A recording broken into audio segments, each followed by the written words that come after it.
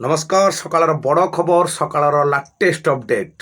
ଉତ୍ତର ଓଡ଼ିଶା ଏବଂ ପଶ୍ଚିମ ଓଡ଼ିଶାରେ ଘୂର୍ଣ୍ଣିବଳୟ ସୃଷ୍ଟି ପ୍ରଭାବରେ ଓଡ଼ିଶାରେ ଆଜିଠୁ 3 ଦିନ ଯାଏଁ ଲଗାତାର ବର୍ଷା ହେବାର ସମ୍ଭାବନା।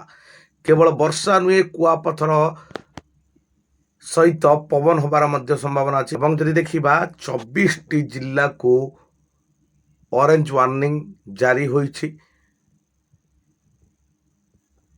ଆଜିଠାରୁ ହିଁ ବର୍ଷା ଲାଗି ରହିବ। ଆଜିକୁ 3 ଦିନ ଧରି ବର୍ଷା ଲାଗି ରହିବ, ଯାହା ପାଣିପାଗ ବିଭାଗର ବରିଷ୍ଠ କର୍ମଚାରୀମାନେ ସୂଚନା ଦେଉଥିଲେ।